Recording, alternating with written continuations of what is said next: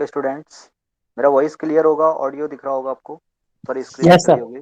Yes sir, screen दिख रही है सर। हाँ, तो देखिए, ये तो लीनियर मॉडल तो हमने डिस्कस कर लिया था क्या होता है, ठीक है, और उसकी कुछ प्रॉपर्टीज हमने देख ली थी। तो अब कुछ क्वेश्चंस हम देखेंगे लीनियर मॉडल पे, जो बेसिकली पूछे जा सकते हैं। तो किस तरह यस के क्वेश्चंस होते हैं और कैसे हम सॉल्व करते हैं, ये थोड़ा सा स्टेप बाय स्टेप हम देखते हैं आगे। ठीक है। यस तो जो लीनियर मॉडल हमने नोट किया था, Y vector equal to A beta vector plus E vector, where E vector follows normal with mean 0 and dispersion matrix sigma square I. Pradeep, आप माइक ऑफ रखिए अपना। ओके। तो ये लीनियर मॉडल डिफाइन हुआ था, ठीक है। इसके सारे प्रॉपर्टीज हमने डिस्कस कर ली थी, इसके एलिमेंट्स जो भी हम यूज कर रहे हैं उनको हमने डिफाइन कर लिया था। वाई वेक्टर यहाँ पे ऑब्जर्वेशन वेक्टर है, ए कोफिशिएंट मैट्रिक्स है, बीटा वेक्टर पैरामीटर वेक्टर होगा और ई वेक्टर एरर वेक्टर है। ठीक है, तो एरर वेक्टर का डिस्ट्रीब्यूशन यहाँ पे नॉर्मल होगा, यानी एरर वेक्टर क्या है, एक रैंडम वेरिएबल है, इसका डिस्ट्रीब्यूशन नॉर्मल है with mean 0 and variance sigma square I. ठीक है, variance matrix, that is dispersion matrix. तो अब इसमें नेक्स्ट आता है भाई, हम ये बीटा वेक्टर को कैसे एस्टिमेट करेंगे। ठीक है, with the help of observation Y. तो एस्टिमेशन थ्योरी में जैसे हमने रिग्रेशन, सिंपल रिग्रेशन की बात की, तो सिंपल रिग्रेशन में y equal to A plus B X में हम देख रहे थे। तो हम क्या करते हैं, एन ऑब्जर्वेशन इसमें लेते हैं एस्टिमेशन के लिए। तो ये equation Y I equal to A plus B X I की फॉर्म में होती है, जहाँ पे आई वेरी करेगा 1 से लेके एन तक। तो एन ऑब्जर्वेशंस पे बेस्ड हम क्या करेंगे, ए और बी को यहाँ पे एस्टिमेट करेंगे। ए और बी पैरामीटर्स हैं, तो ये कल हमने इसको रिलेट भी किया था। जैसे हमने देखा था y equal to beta one plus beta two into X करके ये आ गया था। ठीक है, तो इसमें हम क्या करते हैं, बीटा वन बीटा टू या ए और बी को एस्टिमेट करने के लिए लीस्ट स्क्वायर मेथड अप्लाई करते हैं। ठीक है, method of least square estimation. तो एस्टिमेशन मेथड में, पैरामीटर एस्टिमेशन में बहुत सारे मेथड हैं। जैसे स्टैटिस्टिकल इन्फेरेंस में आपने पढ़ा होगा कि मेथड ऑफ मैक्सिमम लाइक्लीहुड है, मेथड ऑफ मोमेंट्स है, मेथड ऑफ मिनिमम वेरिएंस है ना। तो इसी में method of least square estimation हम यहाँ पे अप्लाई करेंगे to estimate the parameters in a linear model. Clear? Yes sir. हाँ, तो अब जो आज का टॉपिक होगा हमारा, वो होगा ऑर्डिनरी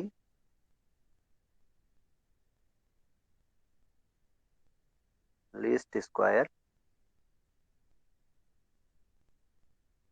एस्टिमेटर, OLSE से कहा जाता है शॉर्ट में।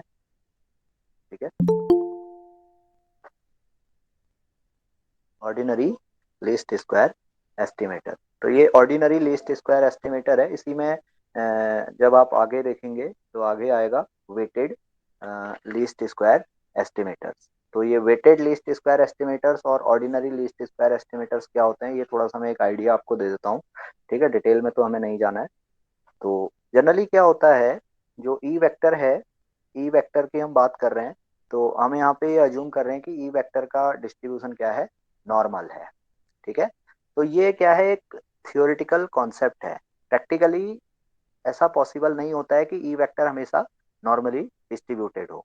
ठीक है, तो जब ई वेक्टर नॉर्मली डिस्ट्रीब्यूटेड नहीं होता है, तो उस केस में हम क्या करते हैं, पूरे डेटा सेट को ट्रांसफॉर्मेशन के थ्रू नॉर्मल डेटा सेट में कन्वर्ट करते हैं। अब जो नॉर्मल डेटा सेट में कन्वर्जन होता है, वो बेसिकली हम क्या करते हैं, जेड डिफाइन करते हैं। जेड होता है x minus expected value of x divided by standard deviation of x. और ये सेंट्रल लिमिट थ्योरम कहती है भाई, इस जेड का डिस्ट्रीब्यूशन हमेशा क्या होगा, normal with mean 0 and variance 1। ठीक है, ये पता है आपको ये कॉन्सेप्ट? Yes sir. हाँ, तो अब यहाँ पे क्या होगा भाई, ई जो एरर एरर एलिमेंट है, उसका डिस्ट्रीब्यूशन अगर नॉर्मल नहीं है, तो उसे हम इस तरह से जेड की हेल्प से क्या कर सकते हैं, नॉर्मल डिस्ट्रीब्यूशन में कन्वर्ट कर सकते हैं। तो जब हम ये सारी एनालिसिस किस पे करेंगे, अब इस जेड पे करेंगे, that is called weighted least square estimator. ठीक है, हमने क्या किया, ई वेक्टर को पहले जेड वेक्टर में कन्वर्ट कर लिया, जहां से जेड वेक्टर का डिस्ट्रीब्यूशन आ गया normal with mean zero and variance dispersion matrix I. तो फिर उस पे हम जो भी एस्टिमेशन अप्लाई करेंगे तो वहां से हमें वेटेड लीस्ट स्क्वायर एस्टिमेटर्स मिलेंगे। ठीक है, तो उस पे हमने जाना नहीं है, हमने सिंपली यहाँ पे ऑर्डिनरी लीस्ट स्क्वायर एस्टिमेटर को डिस्कस करना है। जो वेटेड लीस्ट स्क्वायर एस्टिमेटर है ये जनरली इकोनोमेट्रिक्स एक सब्जेक्ट है। जैसे अलग अलग स्टैटिस्टिक्स में भी क्या है, अलग अलग ब्रांच हैं, जैसे स्टैटिस्टिकल इन्फेरेंस है, सैम्पलिंग थ्योरी है, तो इसी तरह से एक इकोनोमेट्रिक्स भी एक अलग से ब्रांच होती है। तो उसमें जनरली वेटेड लीस्ट स्क्वायर हम यूज करते हैं। ठीक है, तो अभी यहाँ पे ऑर्डिनरी लीस्ट स्क्वायर की बात कर रहे हैं। तो ऑर्डिनरी लीस्ट स्क्वायर एस्टिमेटर्स में लीस्ट स्क्वायर प्रिंसिपल हम यूज करेंगे। तो कोई बता सकता है लीस्ट स्क्वायर प्रिंसिपल क्या होता है, या प्रिंसिपल ऑफ लीस्ट स्क्वायर या मेथड ऑफ लीस्ट स्क्वायर भी से हम कहते हैं। एरर के सम ऑफ स्क्वायर को मिनिमाइज करना है। क्यों मिनिमाइज करना है? एरर मिनिमम होगा तो मतलब रिजल्ट अच्छा आएगा। हाँ, तो एरर को कैसे मिनिमम करेंगे? डिफरेंशिएट करके विथ रिस्पेक्ट टू पैरामीटर। हाँ, तो यहाँ पे हम क्या कर रहे हैं, एरर को मिनिमाइज कर रहे हैं for the values of parameters. ठीक है, एरर को मिनिमाइज करने का हमारा टारगेट क्या है, हमें पैरामीटर्स की ऐसी वैल्यू एस्टिमेट करनी है जिसके लिए हमारी एरर क्या हो, मिनिमम हो, लीस्ट हो। ठीक है, तो अब जैसे अगर सिंपल रिग्रेशन की बात करें तो y equal to A plus B X की हम बात करते हैं। तो यहाँ पे जो y है इसको हम a प्लस बी एक्स की हेल्प से एस्टिमेट कर रहे हैं। ठीक है, तो ये a प्लस बी एक्स ये क्वांटिटी कहलाती है एस्टिमेट ऑफ y, इसको हम y कैप से डिनोट करते हैं। ठीक है, और जो y है ये हमारा कहलाता है actual value, this is called actual value और ऑब्जर्व्ड वैल्यू। ठीक है, और ये y कैप कहलाएगा estimated value, this is called estimated value. तो error will be equal to the difference between actual value and estimated value, यही होगा। जैसे सपोज करिए कि हमें क्या दिया है, कोई कमोडिटी का प्राइस और डिमांड दिया हुआ है। ठीक है, यस सर।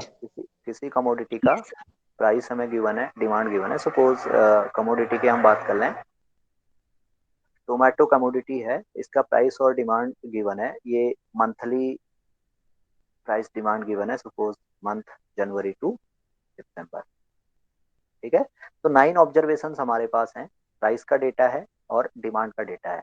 अब ये भी हमें पता है भाई, यहाँ पे ऑब्जर्वेशन हमारे जो हैं जो हमारा लॉजिक कहता है, लॉजिक ये कहता है भाई जो प्राइस है, सॉरी जो डिमांड है, ये डिमांड क्या होती है, प्राइस पे डिपेंड करती है। ठीक है, तो जैसा जैसा प्राइस बढ़ेगा डिमांड कम होती जाएगी, और जैसा जैसा प्राइस कम होगा तो डिमांड बढ़ती जाएगी।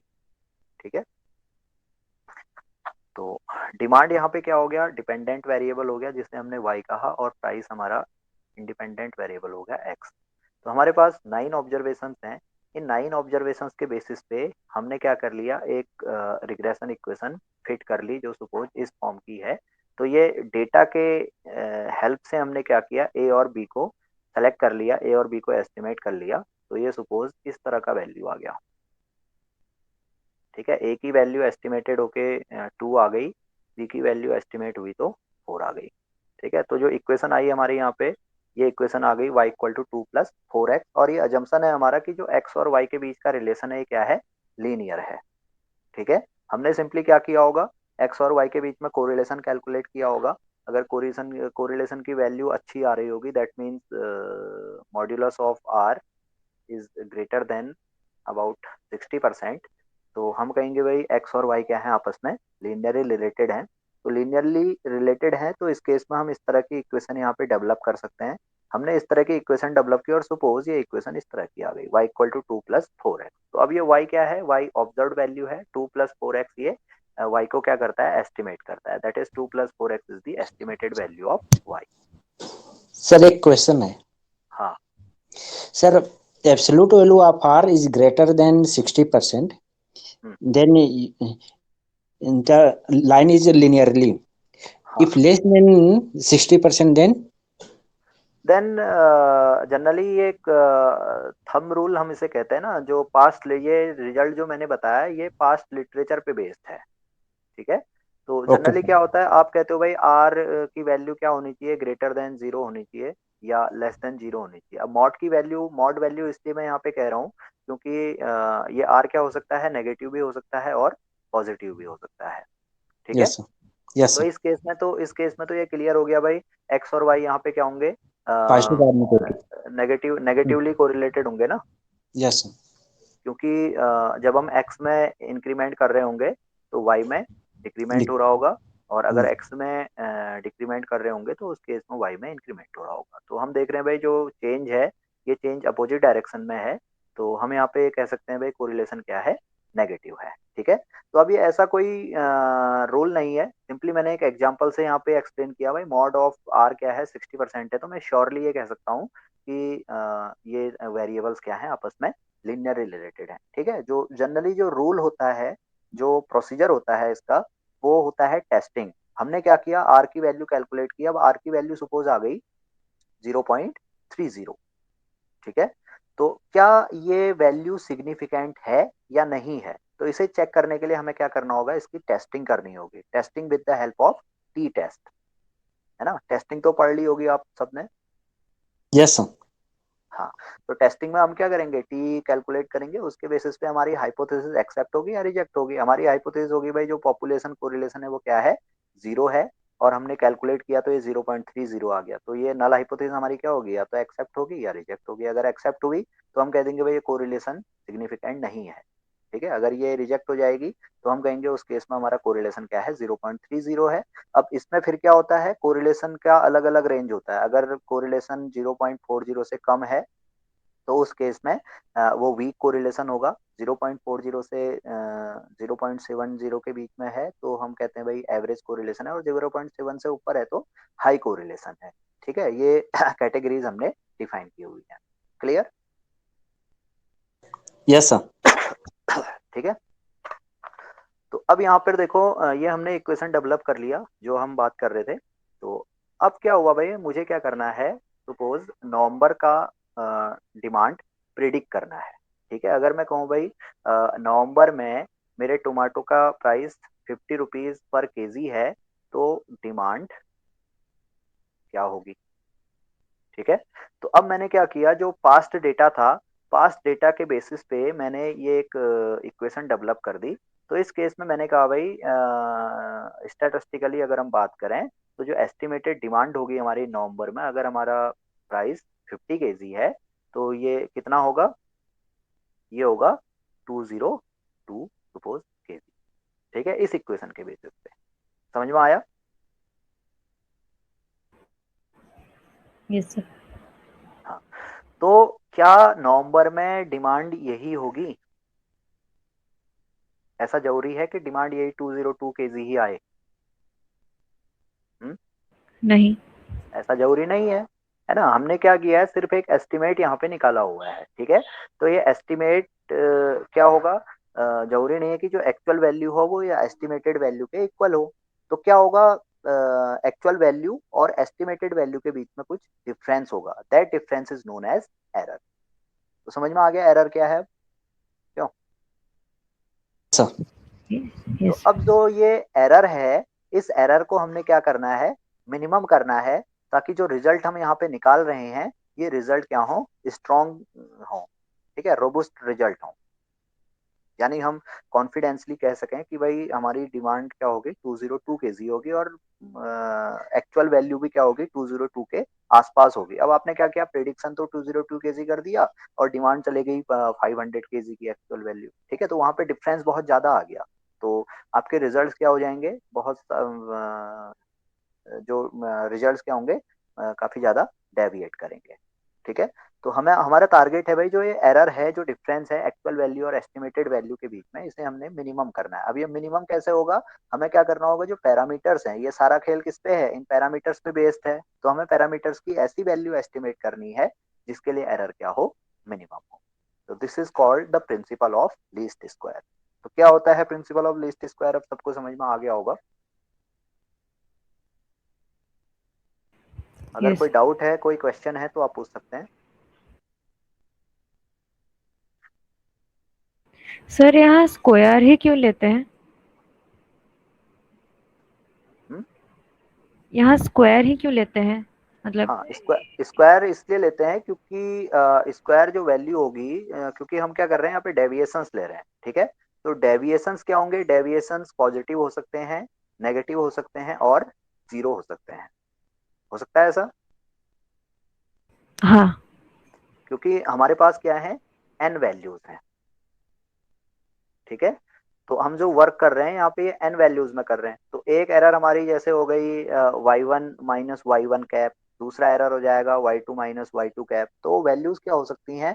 पॉजिटिव हो सकती है, नेगेटिव हो सकती हैं। तो उसका ऐसा रिजल्ट भी हो सकता है भाई, हमें तो ओवरऑल बात करनी है। तो जब ओवरऑल हम देखेंगे, तो ओवरऑल हम देख रहे हैं भाई यहाँ पे ये समेसन yi - y कैप, इसकी क्वांटिटी जब हम ओवरऑल बात करेंगे तो ओवरऑल ये पॉसिबिलिटी हो सकती है कि ये क्या आ जाए, जीरो आ जाए, क्योंकि इसमें वैल्यूज क्या होंगी, कुछ वैल्यूज पॉजिटिव होंगी, कुछ वैल्यूज नेगेटिव होंगी। होगा ऐसा? हाँ सर। तो उस केस में फिर हम ए और बी की वैल्यू कैसे यहाँ पे एस्टिमेट करेंगे? ठीक है। तो हमें क्या करना है, हमें एक यहाँ पे कंसोलिडेटेड वैल्यू चाहिए, एक सिग्निफिकेंट वैल्यू चाहिए। तो लीजेंड्री, जिन्होंने ये डेवलप किया था, लीजेंड्री एक मैथमेटिशियन थे, तो उन्होंने कहा भाई हम क्या करेंगे, समेसन की जगह पे हम अगर स्क्वायर टर्म ले लें तो हमें क्या मिलेगा, एक कंसोलिडेटेड वैल्यू मिलेगी, और वो हमेशा क्या होगी, अ, हमेशा अवेलेबल होगी, वो वैल्यू हमेशा हमें मिलेगी, ठीक है। Yes sir. और इसी में जैसे आपने देखा होगा, जब हम वेरिएंस कैलकुलेट करते हैं, तो वेरिएंस में भी हम क्या करते हैं, स्क्वायर टर्म लेते हैं, ठीक है। तो वहां भी यही कॉन्सेप्ट रहता है कि जब हम डेविएशन अबाउट मीन कैलकुलेट करते हैं, तो कुछ वैल्यू क्या हो सकती हैं, पॉजिटिव हो सकती हैं, कुछ नेगेटिव हो सकती हैं। तो उनका ओवरऑल सम जो होगा, जो कंसोलिडेटेड वैल्यू जिस पे आप वर्क करने जा रहे होगे, वो जीरो हो सकती है। तो जब वो जीरो हो गई तो फिर आगे का मैथमेटिकल ट्रीटमेंट आप उसमें अप्लाई नहीं कर सकते हैं, ठीक है। Yes sir. हाँ, तो उससे बचने के लिए हम क्या करते हैं, स्क्वायर टर्म यहाँ पे ले लेते हैं, ठीक। यस। तो अब ये वर्क जब करते हैं तो यहाँ पे हमने ये ई टर्म डिफाइन कर लिया। ई हो गया भाई summation i1 to up to n yi - y cap square, ठीक है। तो इसे जब हम वाई कैप की वैल्यू यहाँ पे पुट करेंगे, तो ये i1 to up to n, ये हो जाएगा yi - a - bxi whole square. This is our sum of square due to error. तो हमें क्या करना है, इस sum of square due to error को ए और बी की वैल्यू के लिए मिनिमाइज करना है, ठीक है। तो सिंपली हम यहाँ पे मैक्सिमा और मिनिमा का कॉन्सेप्ट अप्लाई करेंगे। तो एक बार क्या करेंगे, इस ई को ए के टर्म्स में डिफ्रेंशिएट करेंगे, जीरो पुट करेंगे, और फिर बी के टर्म्स में डिफ्रेंशिएट करेंगे, जीरो पुट करेंगे। तो दो इक्वेशन आएंगी, दो अननोन्स हैं, दो इक्वेशन आ गई, दोनों को सॉल्व कर लिया, तो ए और बी की वैल्यू एस्टिमेट हो जाती है, ठीक है। तो यही प्रोसीजर है लीस्ट स्क्वायर का। तो अब यहाँ पे इसे हम वेक्टर फॉर्म में अप्लाई करने जा रहे हैं, ठीक है। तो ordinary least square estimator find करना है फॉर बीटा वेक्टर। यार beta vector is our parameter which is unknown, ठीक है। समझ में आ गया क्या करना है यहाँ पर? Yes sir. सर, ए और बी के ऊपर एक वो लाइन है, वो क्या है? कहाँ पर हाँ जी। ये कुछ नहीं है, ये तो मैंने मार्क करने के लिए किया है, अच्छा अच्छा।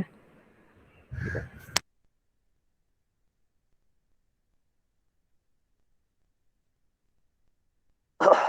तो अब यहाँ से देखो, जब मॉडल में हम एरर वेक्टर को डिफाइन करेंगे, तो एरर वेक्टर ये हो जाएगा, कितना हो जाएगा, Y vector minus A beta vector, होगा इतना। Yes sir. तो अब हमें क्या करना है, ये sum of square due to error calculate करना है, ठीक है। तो sum of square due to error कैसे कैलकुलेट होगा, अब ये रिकॉल करिए, मैंने शायद आपको फर्स्ट क्लास में बताया होगा, वेक्टर मल्टीप्लिकेशन मैंने बताया होगा। अगर एक्स वेक्टर कोई क्या है, पी क्रॉस वन का कोई वेक्टर है, ठीक है। एक्स वेक्टर अगर पी क्रॉस वन वेक्टर है, तो इसका ट्रांसपोज ये वन क्रॉस पी वेक्टर होता है। तो यहाँ पे हम दो तरह से वेक्टर मल्टीप्लिकेशन कर सकते हैं। पहला तो हम कर सकते हैं x vector into X vector dash, और दूसरा कर सकते हैं x vector dash into X vector. किया जा सकता है, ये बताया था ना मैंने फर्स्ट क्लास में। Yes sir. तो इसका क्या रिजल्ट आएगा और इसका क्या रिजल्ट आएगा? सर पहला वाला एक मैट्रिक्स होगा और दूसरा वाला क्वाड्रेटिक फॉर्म में आएगा। गुड। जो फर्स्ट वेक्टर मल्टीप्लिकेशन होगा that is X vector multiplied by its transpose, this will give a square matrix of order p cross p if we have a vector of p component. Okay. और second term में ये quadratic form आएगी, ये simply इस तरह की form होगी, X square plus X two square plus up to X N X P square. होगा ऐसा? हाँ सर। तो अब देखिए हमें क्या करना है, सम ऑफ स्क्वायर्स यहाँ पे कैलकुलेट करना है, यानी हमें मैट्रिक्स तो नहीं चाहिए, है ना, हमें क्या चाहिए, सम ऑफ स्क्वायर्स चाहिए। Sum of square due to error that means E one square plus E two square plus up to E N square, यही वैल्यू चाहिए। This is sum of square due to error. ठीक है। Yes sir. तो इस case में हमें क्या करना होगा, फिर सिंपली ये क्वांटिटी कैलकुलेट करनी होगी। तो हम यहाँ पे लिख सकते हैं, ये हमने लिख लिया, since E vector equal to this, then sum of square due to error, ये क्या होगा, E dash vector into E vector equal to, अब ये कितना हो जाएगा, ये हो जाएगा Y vector minus A beta vector dash into Y vector minus A beta vector, यही होगा। सर ये ई इंटू ई ट्रांसपोज होगा शायद। हम्म। सर ये ई इंटू ई ट्रांसपोज होगा शायद। क्यों होगा? सर वो नहीं तो क्वाड्रेटिक हो जाएगा ना। तो हमें क्या चाहिए, हमें तो क्वाड्रेटिक फॉर्म चाहिए ना। हम्म। सर आपने बताया कि मैट्रिक्स जैसा करना है। बेटा ये मैंने बताया कि जब आप x into x dash vector calculate करोगे तो आपको मैट्रिक्स मिलेगा, जब आप x dash vector into X vector मिलोगे तो क्वाड्रेटिक फॉर्म मिलेगा। ठीक है। हाँ सर। अब जब sum of square due to error की बात हो रही है, तो sum of square due to error ये क्वांटिटी होगी कि नहीं होगी? हाँ क्यों? सर। और ये क्या है हाँ। एक्चुअल में, ये क्वाड्रेटिक सम है या नहीं है? हाँ। तो ये कैसे मिलेगा हमें, जब हम ई dash vector into E vector करेंगे, होगा ऐसा? हाँ। नहीं आई बात समझ में? हाँ सर समझ में आया। बाकी स्टूडेंट्स को समझ में आया सबको? Yes sir. Yes sir. हाँ। तो अब ये मल्टीप्लाई मल्टीप्लाई करके बताओ मुझे क्या आ रहा है वैल्यू, इन दोनों टर्म्स को मल्टीप्लाई करना है, क्या वैल्यू आएगा बताइए। मैं अभी आ रहा हूँ, 1 मिनट।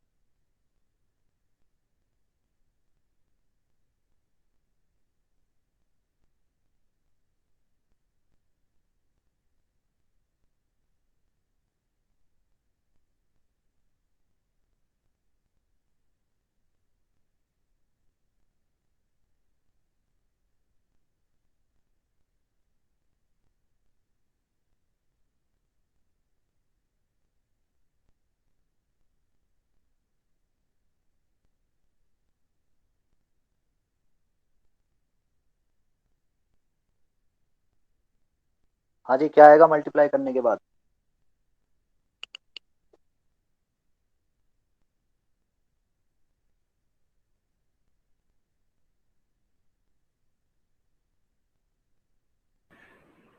सर ट्रांसपोज को अंदर लेना है, फिर इंडिविजुअली मल्टीप्लाई करना है। हाँ, कितना आएगा बताइए। Y transpose Y minus beta transpose A transpose Y minus Y transpose A into beta plus beta transpose A beta. Hmm, A beta. यही आएगा? यस। चेक करिए जरा। ए बीटा, हाँ परफेक्ट है सर।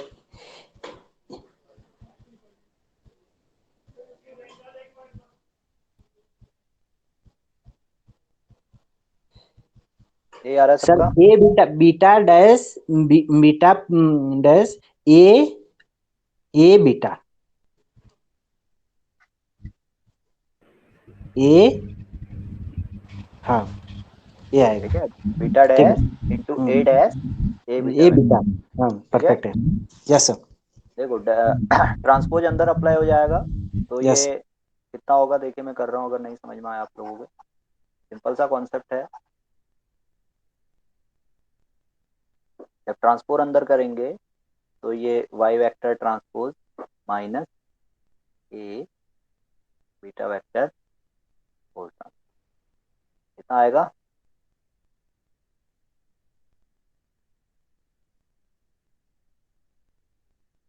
क्यों? Yes sir.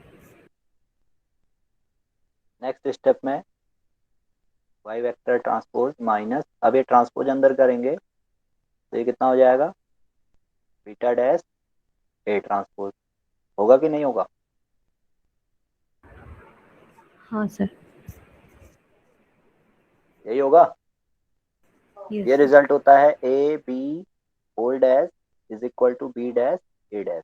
ठीक है, ये रिजल्ट हमने यहाँ पे अप्लाई किया है। तो अब सिंपली मल्टीप्लाई करेंगे, तो Y vector dash into Y vector minus Y vector dash into A beta vector minus beta dash vector into A dash into Y vector, और ये हो जाएगा प्लस कितना?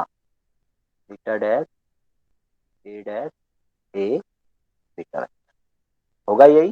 This is the sum of square root to error. Clear हुआ सबको? Yes sir.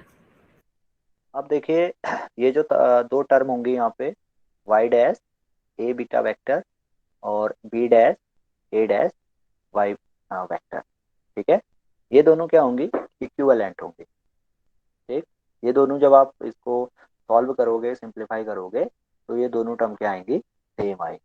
तो इसे मैं लिख सकता हूँ Y vector into Y vector dash minus twice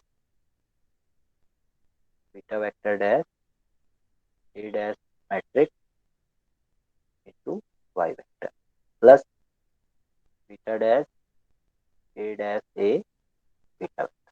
लिख सकते हैं इतना? सर ये सिमेट्रिक है इसलिए। सिमेट्रिक है, देखो जब आप यहाँ पे मल्टीप्लाई करोगे ना, ये एक वेक्टर क्वांटिटी है, ये भी एक वेक्टर क्वांटिटी है, और ये एक मैट्रिक्स है। ठीक है, तो जब इसे हाँ। आप मल्टीप्लाई करोगे, और इसी में फिर हम क्या कर रहे हैं, यहाँ पे ट्रांसपोज ले रहे हैं, हमने रिवर्स कर दिया ना इसे। हाँ।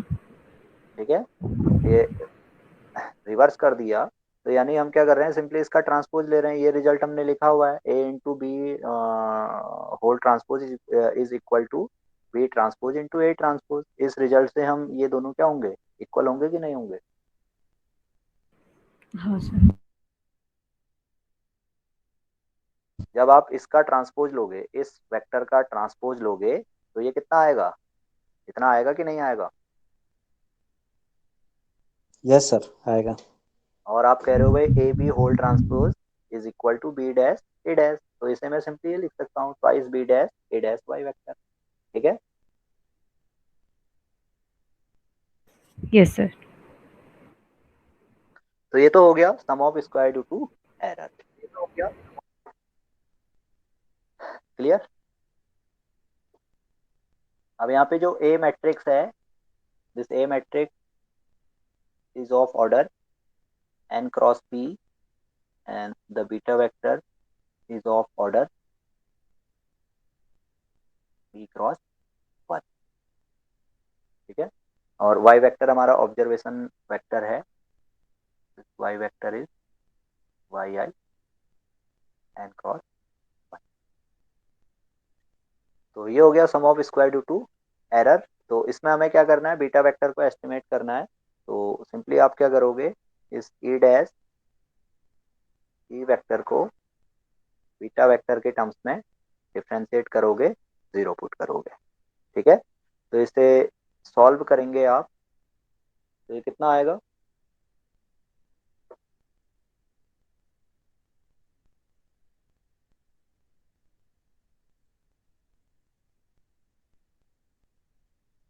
इसे सॉल्व करेंगे तो ये कितना आ जाएगा।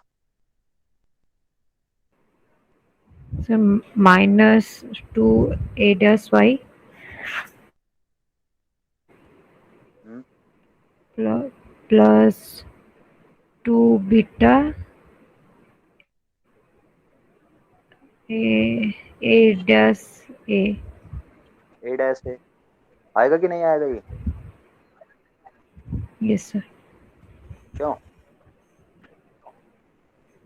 Yes sir. बीटा के टर्म्स में हम डिफरेंशिएट कर रहे हैं ना, यानी बीटा के एलिमेंट्स के टर्म्स में beta one beta two up to beta P के टर्म्स में इसको डिफरेंशिएट करेंगे, तो वाई डैश वाई वेक्टर में तो कहीं बीटा है नहीं, तो इसका डिफरेंशिएशन तो जीरो होगा। इसमें जहाँ पे एलिमेंट्स होंगे वो सारे क्या हो जाएंगे, वन हो जाएंगे। बीटा वन का बीटा वन के टर्म्स में डिफरेंशिएशन वन, बीटा टू का बीटा वन के डिफरेंशिएशन में, बीटा टू का बीटा वन के टर्म्स में डिफरेंशिएशन जीरो, बीटा टू के टर्म्स में वन। इस तरह से डिफरेंशिएशन होगा तो ये सारी वैल्यू वन हो गई। यहाँ पे ये दो टर्म है, स्क्वायर टर्म होगी, क्वाड्रेटिक टर्म बन रही होगी, तो वो क्या हो जाएगा, twice beta one plus twice beta two twice beta three, इस तरह से बनेगा। तो उसे टू हमने कॉमन ले लिया। ठीक है। तो फाइनली हमें क्या मिलेगा, बीटा वेक्टर मिलेगा। समझ में आ गया। ये हम क्या करेंगे, इसे जीरो पुट करेंगे। ठीक। तो इसे सिंप्लीफाई करिए, बीटा वेक्टर की वैल्यू कितनी आएगी बताइए, हमें बीटा वेक्टर की वैल्यू चाहिए ना, कितनी आ जाएगी। A transpose A inverse into A transpose Y. यही आएगा। Yes sir. ठीक है। ये इस तरह से होगा कि भाई twice beta A dash beta vector A dash A is equal to twice A dash Y vector. तो टू से टू तो बैलेंस हो गया।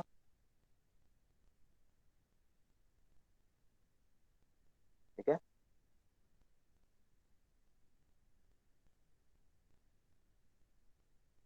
यही होगा। Yes sir. तो यहाँ से आप इसे सिंप्लीफाई करोगे तो बीटा वेक्टर का वैल्यू आ जाएगा ए dash A transpose A dash Y vector. This is the OLSE of beta vector, that means least square estimate of beta vector। ठीक है। तो ये रिजल्ट आपको ध्यान में रखना है। ये समझ में आया सबको कैसे हमने सॉल्व किया है इसे। Yes sir. Yes.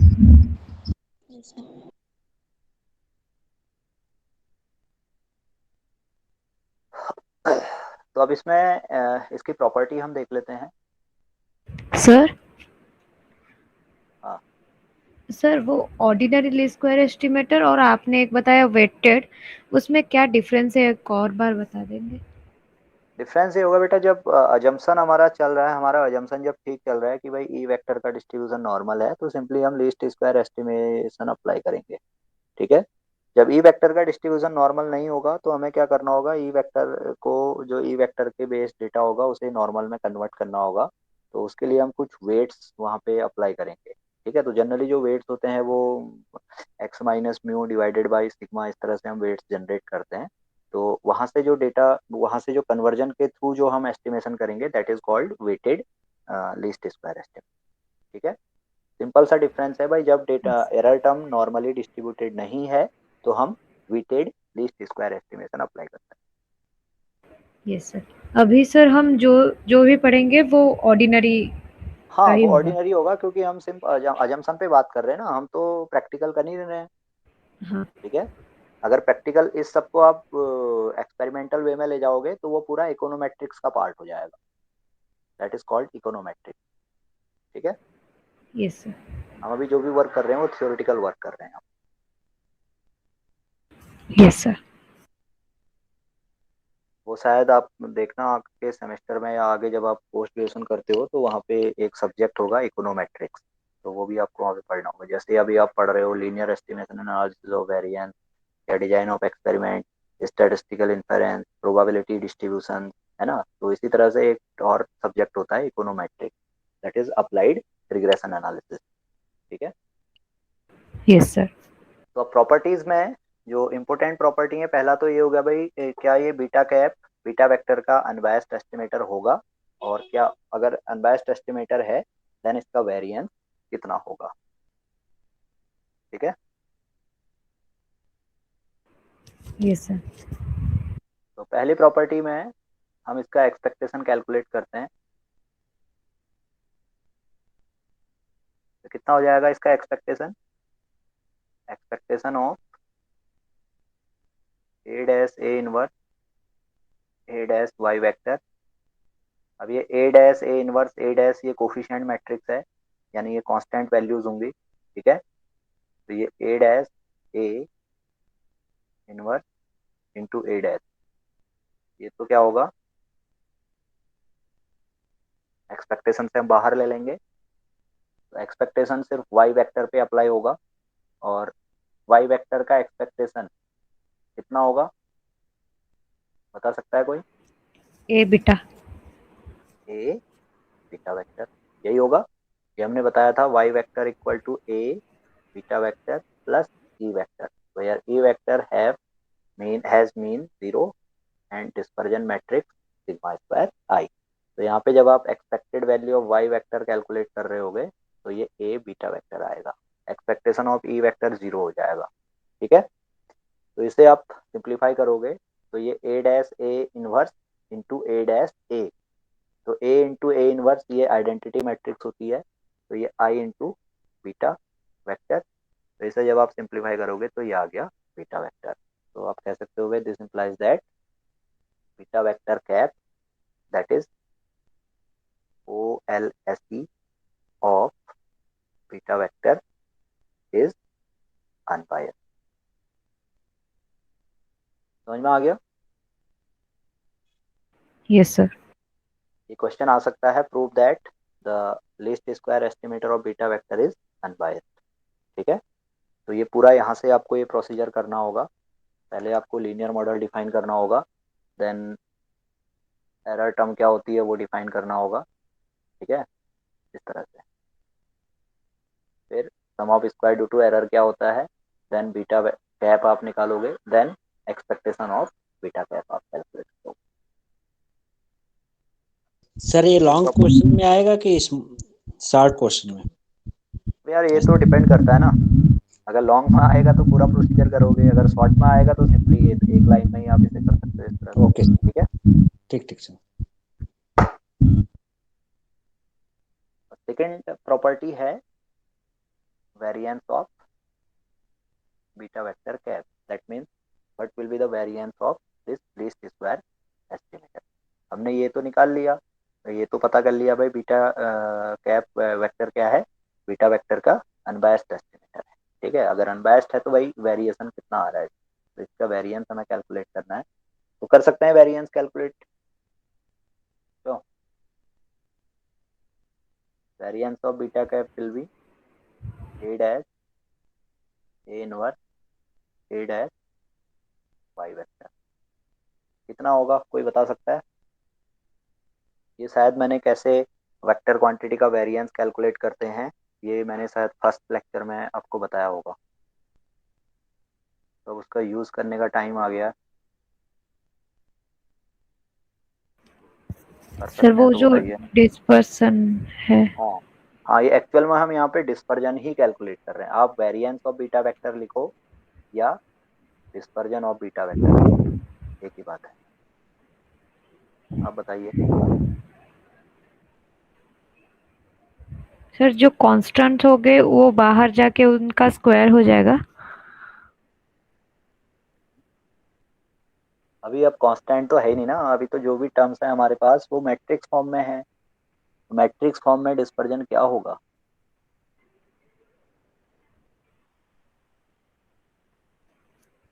Sir corner terms variance होंगे, मतलब प्राइमरी डायगोनल के टर्म्स वेरिएंस होंगे और बाकी सब हाँ, ठीक है, कोवेरिएंस। ये भी ठीक है हम भाई। जो यहाँ पे अब मैट्रिक्स डेवलप करेंगे उस मैट्रिक्स में वो डिस्पर्जन मैट्रिक्स होगी तो ऑब्वियस है भाई, उसके डायगोनल टर्म्स वेरिएंस टर्म्स होंगी, ऑफ डायगोनल टर्म्स को वेरिएंस टर्म होगी। लेकिन वो मैट्रिक्स होगी क्या, कैसे हम यहाँ पे फाइंड करेंगे? Sir hmm, A trans A transpose A inverse hmm, A transpose I sigma I into hmm. A transpose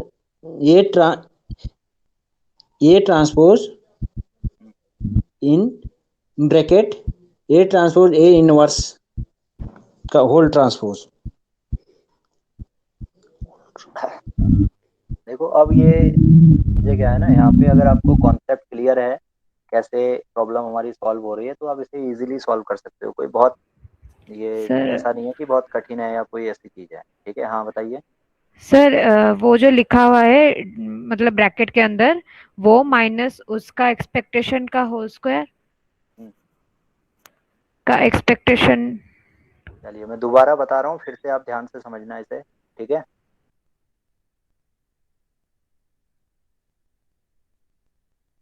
अभी मैंने ऊपर बताया था आपको, जब आप x vector into X vector dash करते हो तो आपको मैट्रिक्स मिलती है। ठीक है, अब मुझे क्या करना था, इस एक्स वेक्टर का डिस्पर्जन कैलकुलेट करना है। तो इस एक्स वेक्टर का डिस्पर्जन क्या होगा? अब इसे हम वेरिएंस से रिलेट करेंगे। तो जब एक्स का वेरिएंस कैलकुलेट करते हैं तो इसका फॉर्मूला होता है expected value of X minus expected value of X whole square. होता है इतना। किसी रैंडम यस वेरिएबल सर। का अगर हम वेरिएंस कैलकुलेट करें, that variance will be expectation of X minus expected value of X whole square.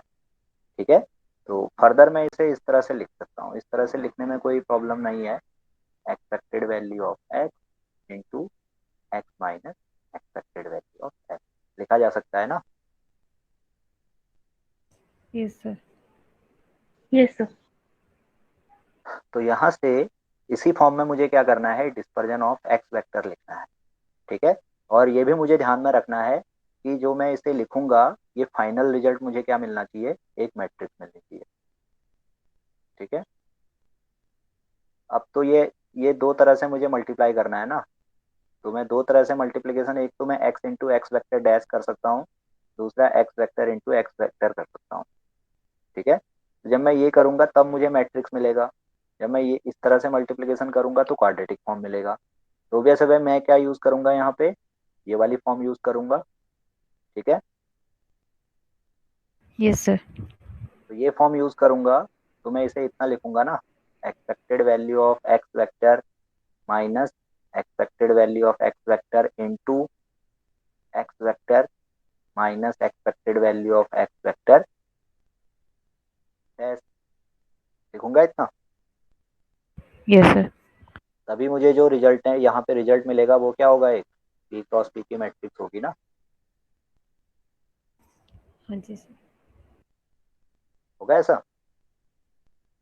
हाँ। Clear हो गया, इतना समझ में आया सबको? हाँ यस सर। सर। फिर इसको जब आप फर्दर मल्टीप्लाई करते हो तो ये फाइनली हमें क्या मिलता है, एक मैट्रिक्स मिलती है जिसमें डायगोनल टर्म्स हमारे वेरिएंस होती हैं और ऑफ डायगोनल टर्म कोवेरिएंस होती तो इसे हम कैपिटल सिग्मा से नोट करते हैं। That is sigma is known as dispersion matrix और वेरिएंस कोवेरिएंस मैट्रिक्स। इतना समझ में आया सबको? Yes sir. अब सपोज करिए एक्स वेक्टर की जगह पे ए इंटू एक्स वेक्टर है, जहां पर ए कोई मैट्रिक्स है। तो dispersion of A into X vector कितना होगा? तो इसे हम जब इस फॉर्मूले में पुट करेंगे तो ये हो जाएगा expected value of A into X vector minus expected value of A into X vector into A into X vector minus expected value of A into X vector whole dash. होगा इतना? Yes sir.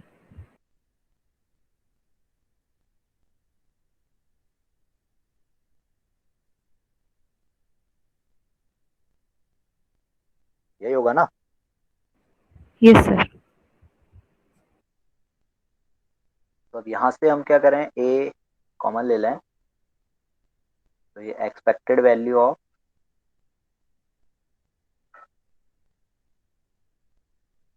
कितना आएगा,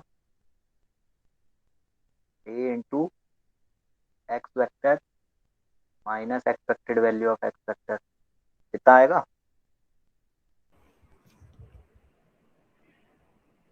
yes sir. और यहाँ से इसे multiply करेंगे तो ये A into X vector minus expected value of X vector whole dash. होगा इतना? Yes sir. तो जब इसे आप फाइनली मल्टीप्लाई करोगे तो ये ए तो सीधा यहाँ पे ए तो सीधी मैट्रिक्स है, तो ये सीधा बाहर आ गया। अंदर रहा expected value of X vector minus expected value of X vector into, अब ये ए डैश यहाँ से बाहर आएगा तो ये ए डैश इधर चला जाएगा, यहाँ रहेगा x vector minus expected value of X vector. होगा इतना? Yes sir. और ये ए इंटू, अब ये क्वांटिटी क्या है फिर से, this quantity is dispersion of X vector into A dash. समझ में आया? Yes sir. हुआ ऐसा? ये डैश भी रहेगा यहाँ पे है, क्यों? Yes sir. तो इसका मतलब है भाई dispersion of matrix A into X vector will be equal to matrix A into dispersion of X vector into A dash. यही होगा? Yes sir. तो अब यहाँ पे आइए, वाई वेक्टर है और ये पूरी मैट्रिक्स अब क्या है, एक सिंपल मैट्रिक्स होगी सपोज ए, है या नहीं है? हाँ जी। इसे मैं सपोज कह लेता हूँ बी। तो एक्चुअल में मुझे क्या करना है, dispersion of B into Y vector calculate करना है। तो फॉर्मूले से कितना हो जाएगा, सीधे मैं लिख सकता हूँ अब B into dispersion matrix of Y vector into B dash. लिख सकता हूँ कि नहीं लिख सकता हूँ? ये अभी मैंने प्रूफ कर दिया यहाँ पे, हाँ। क्यों? समझ में आया? ये बेटा ये फॉर्मूला है, ये आपको याद रखना है, ठीक है? इसके लिए मैं कुछ नहीं कर सकता हूँ। या तो मेरे पास ऐसी दवाई होती कि मैं आपको दे देता, आप उसे खा लेते तो आपको सब चीज़ें याद हो जाती है, ऐसा तो नहीं हो सकता है ना। तो ये तो आपको ध्यान में ही रखना है, ठीक है? मैं सिर्फ यहाँ पे एक्सप्लेनेशन दे सकता हूँ कि वो कैसे डराइव हो रही है। क्लियर? यस सीधा सर। सीधा dispersion of beta cap vector, ये dispersion of B Y vector के फॉर्म में था, तो मैंने इसको इस तरह से लिख लिया। अब ये डिस्पर्जन ऑफ वाई वेक्टर कितना होगा? ये डिस्पर्जन ऑफ वाई वेक्टर शायद मैंने फर्स्ट क्लास में आपको बताया होगा कितना होगा, क्योंकि अब इसे एक बार और हम देख लें, ठीक है? अगर हमारे पास Y vector equal to A beta vector plus E vector है, तो हम यहाँ पे जब dispersion of Y vector calculate करेंगे तो ये होगा dispersion of A beta vector plus dispersion of E vector. अब ये ए इंटू बीटा वेक्टर ये तो कांस्टेंट होता है, तो इसका तो डिस्पर्जन जीरो होगा। और डिस्पर्जन ऑफ ई वेक्टर ये ऑलरेडी हमें गिवन है, सिग्मा स्क्वायर आई होगा। यही होता है। Yes sir. तो dispersion of Y vector clear हो गया, सिग्मा स्क्वायर आई। इसकी वैल्यू यहाँ पे पुट करेंगे तो ये B into sigma square into I B dash.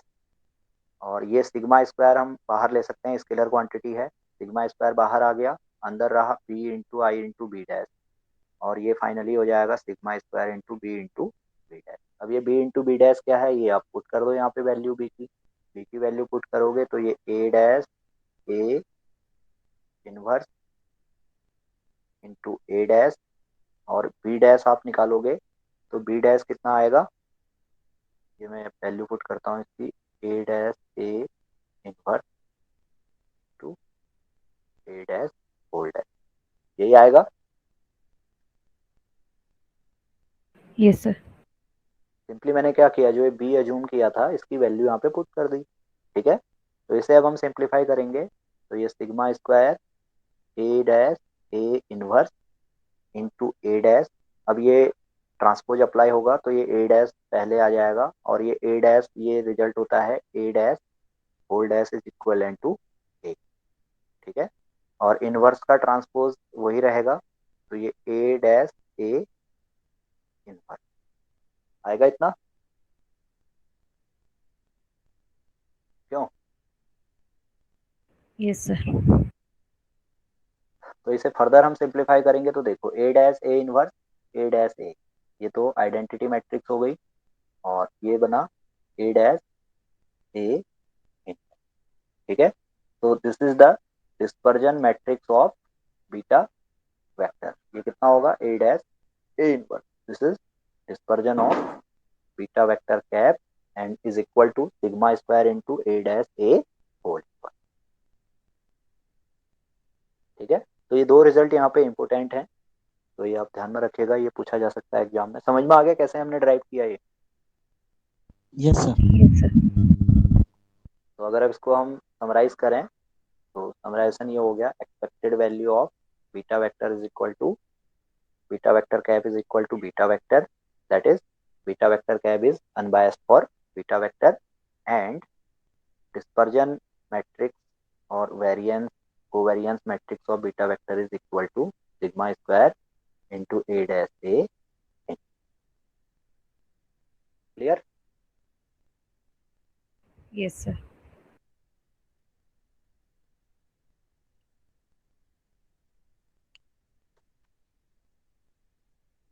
तो ये था estimation of parameters in linear model. ठीक है, this is the theory of estimation in linear model या linear estimation theory. Clear? Yes sir. तो अब एक क्वेश्चन यहाँ पे हम सॉल्व करते हैं, इसमें से थोड़ा कैसे हम पैरामीटर्स का एस्टिमेटर फाइंड करते हैं। ठीक है, ये क्वेश्चन है, suppose consider the linear model based on 3 observation y1 equal to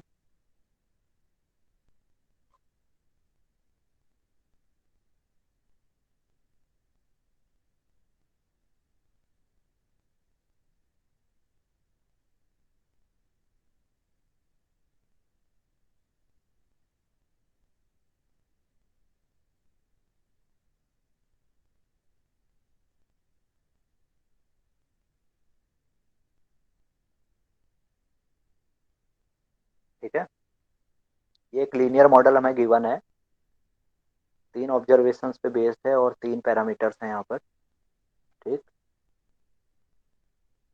तो क्वेश्चन है फाइंड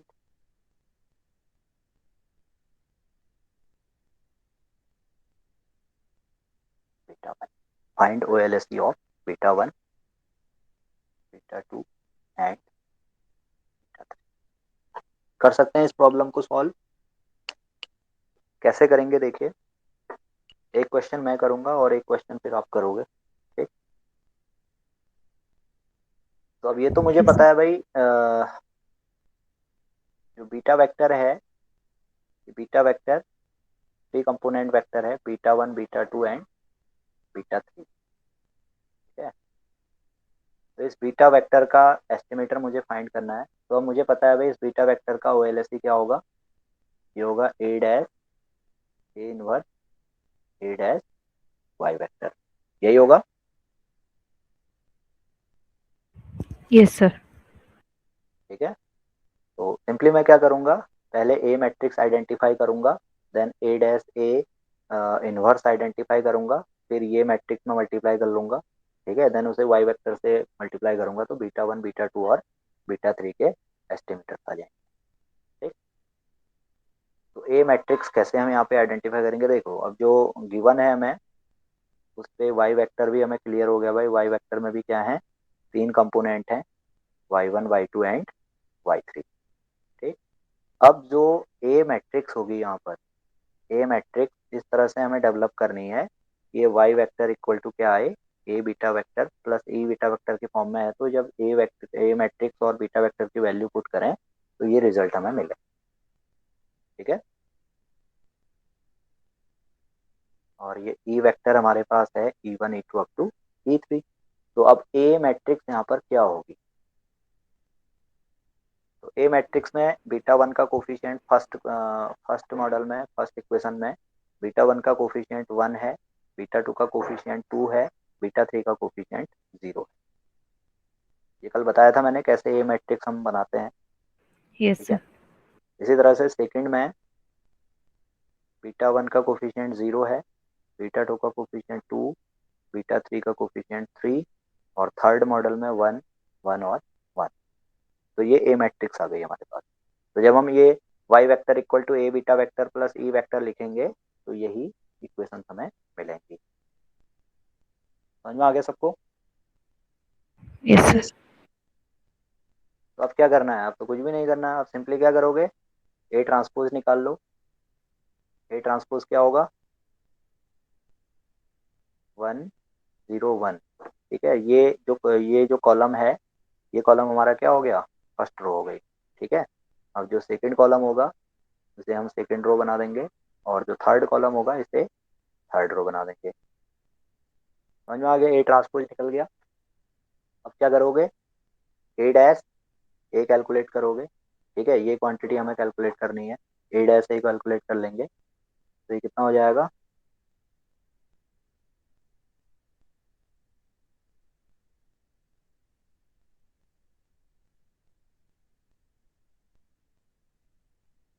मैट्रिक्स मल्टीप्लिकेशन आता होगा सबको, यस सर। तो बताओ क्या आएगा ए डैश से।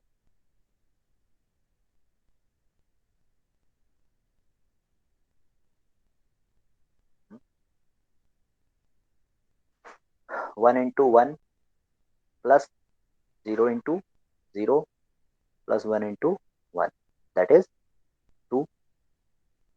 यही होगा, फर्स्ट रो को फर्स्ट कॉलम से मल्टीप्लाई करेंगे तो हाँ पहला सर। एलिमेंट आ जाएगा, फर्स्ट रो को सेकंड कॉलम से मल्टीप्लाई करेंगे, ऐड करेंगे क्वांटिटीज को, तो सेकंड फर्स्ट रो का सेकंड एलिमेंट आएगा। इसी तरह से करते हैं ना multiplication. Yes sir. Yes sir. Two three बताइए क्या, वन हाँ two three one one 397 three nine seven 1710। हाँ one seven ten. Yes sir. ये आ गया। अब इससे आगे आप क्या करोगे, इससे फर्स्ट। आगे ए डैश ए इनवर्स कैलकुलेट करोगे। ठीक है, जब ये वैल्यू आ जाएगी तो फिर A dash A inverse A dash निकालोगे। ठीक है, जब ये वैल्यू भी आ जाएगी तो इसे वाई वेक्टर से मल्टीप्लाई कर दोगे। तो मैं आंसर आपको बता रहा हूँ, बीटा वन का जो एस्टिमेटर आएगा आप इसे कैलकुलेट करना। ठीक है, मैं ये आंसर बता रहा हूँ, आप चेक कर लेना। तो बीटा वन कैप जो आएगा, बीटा वन कैप आएगा minus one by five Y one, minus two by five Y two, plus six by five Y three. ठीक है, इसी तरह से बीटा टू और बीटा थ्री भी आप निकालोगे। समझ में आ गया कैसे सॉल्व करना है, यस सर। तो कर लोगे इसे। हाँ सर। सर यहाँ अगर y1 y2 और y3 दिया हुआ होगा तो हमें एक वैल्यू आ जाएगा उसका। हाँ, अगर जनरली ये नहीं, ये मैं बताया ना एक्सपेरिमेंटली कोई वैल्यूज आपको नहीं गिवन होती है, सारा वर्क क्या होगा यहाँ पर थ्योरेटिकल होगा। ठीक है, हाँ सर। अगर एक्सपेरिमेंटली वैल्यूज आपके पास हैं तो आप फिर एस्टिमेट कर सकते हो। ठीक है, हाँ सर। तो समझ में आ गया क्या है लीस्ट स्क्वायर एस्टिमेशन और कैसे इसे हम लीनियर मॉडल में अप्लाई करते हैं। Yes sir. Yes sir. तो अभी इतना करते हैं, ये लेक्चर वीडियो में आपको शेयर करूंगा अगर इसका रिकॉर्डिंग सक्सेसफुल हुआ होगा। ठीक है, तो फिर आप उसको देख के इसको ये क्वेश्चंस आप देखना। और जो नेक्स्ट क्लास हम करेंगे वो ट्यूसडे को हम कर सकते हैं, ट्यूसडे वेडनेसडे। ठीक है, और थर्सडे को तो फिर आपका आप दिवाली मनाओगे। ठीक है, तो फ्राइडे से फिर वही सैटरडे संडे फिर हम और क्लास कर लेंगे। ठीक है, अगर आप कंफर्टेबल होंगे ट्यूसडे और वेडनेसडे क्लास में तो इन्फॉर्म कर देना, तो उसके अकॉर्डिंग हम क्लास कर लेंगे। यस। ठीक है।